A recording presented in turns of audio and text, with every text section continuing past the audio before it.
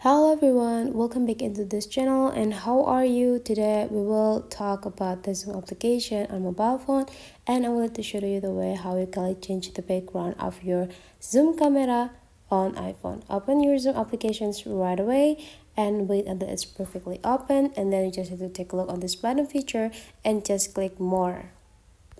Click it and there will be like an options like this. You just need to focus on the settings and go with meetings. Now take a look on this video section, click this background and effects on the third line, and that will be bring you into the simulation of the video or camera.